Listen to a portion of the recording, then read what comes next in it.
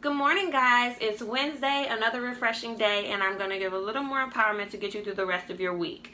Today, we're going to talk about walking in your worth. Just as simple as that. What we have in today's day and age is this existing gray area that makes everything okay, accommodates everything and everybody, and gives no accountability to anybody. I'm sorry, I'm going to hit the nail on the head today with some of this stuff because it's not a reality. Now, what we have is that today we have these gray areas that makes everything okay, holds nobody accountable, and causes nobody to thrive or grow unless they pursue it themselves.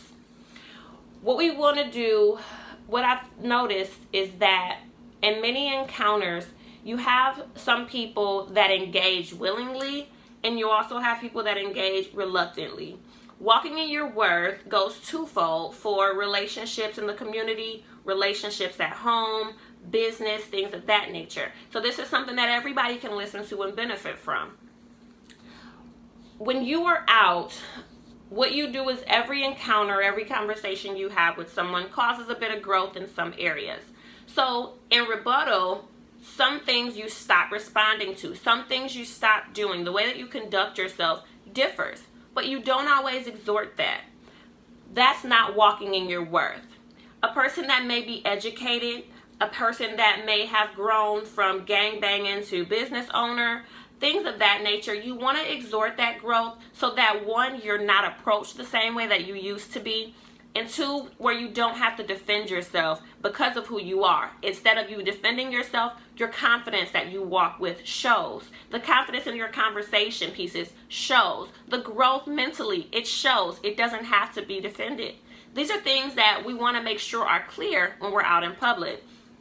Now, one of the things that we do is that we make it okay for you to act out in public, to be seen a certain way in certain things all the time or anywhere. We don't learn how to appropriate our settings and appropriate our conversation pieces, and sometimes even hold your tongue and not feel the need to respond.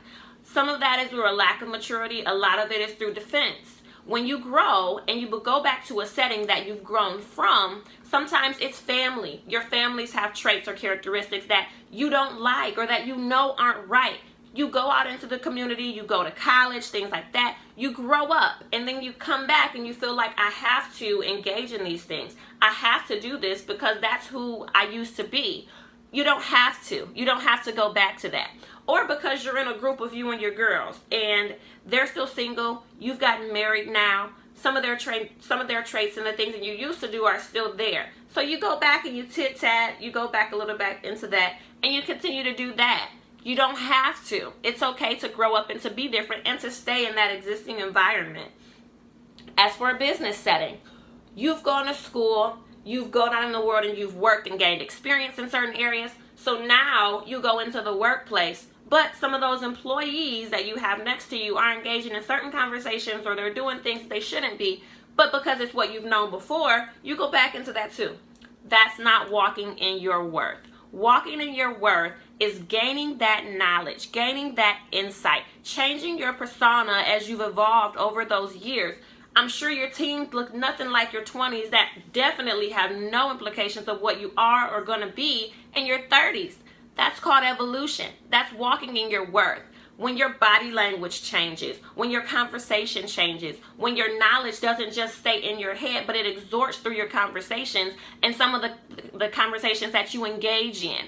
That's walking in your worth. Present yourself as a person who should be received in a certain manner and not be approached with any and everything. Yes, you're going to get backlash. A lot of people are going to get defensive. That's not who you used to be. Oh, you act like we're beneath you. Or you might even be called bougie. It's okay, I'm sorry you feel that way, should be your response, if you respond at all. But what you don't want to do is you don't want to dumb yourself down back to the things that used to be. They no longer exist in you. You've evolved from those things. That conversation, it's no longer necessary for me to respond to it. It's no longer necessary for me to have it. And I don't want you to feel comfortable thinking that you can come to me and have it again. That's not who I am anymore. It's okay to grow up. It's okay to present that to people when they come to you. There's nothing wrong with it. And if they do have a problem with it, that means that you have to exemplify the fact that you've grown up a little bit. Sweetheart, we're 5 years older than we were when we were engaging in those things. I'm not going to do it. And to be around me, you may have to change some of those things too, or I may have to change who I'm around.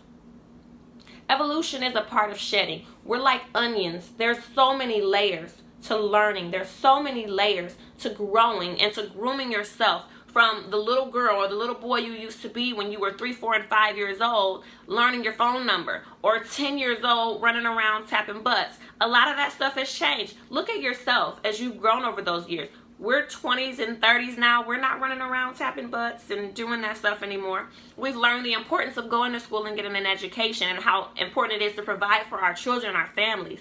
We're now grasping the concept of what we want by the time we're 50. A lot of us have set goals. I want to buy a jet. I want this business. I want to own a Fortune 500 company. We've set these goals, but in order to get to them, we have to walk in our worth. The people around us have to be able to receive us and see that in us. And if we're walking around and our clothes look crazy, our conversation is everywhere, who's going to believe you? Nobody's going to believe you. Now, what's on the inside has to be able to show on the exterior. It's understandable that you don't want people to judge you or that you want people to see you for who you are.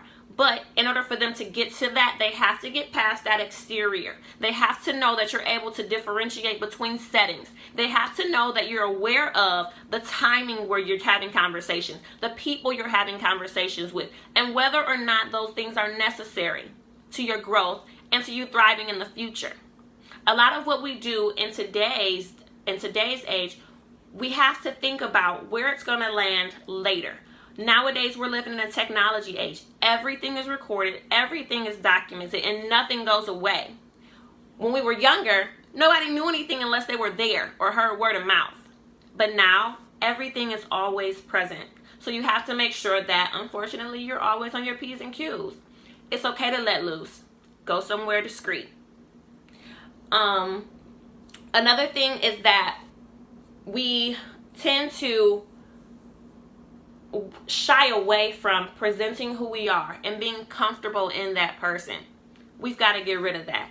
Present who you are. If you're comfortable with your dreads and your ponytail, that's fine. Make sure they're groomed nice. Walk in that. Don't do anything because it doesn't suit anybody else. We weren't created to suit and accommodate other people. Be confident in who you are. That's one of the strongest traits in walking in your worth. Your confidence and your knowledge about who you are. Lastly, when you do this, when you walk in your worth, you're confident in who you are, you're exhorting that knowledge and that presentation, you have that aura that exudes growth, you have no need to defend who you are.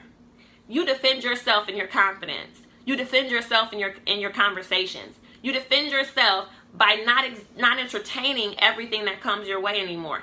That's your defense. Your wisdom is your defense.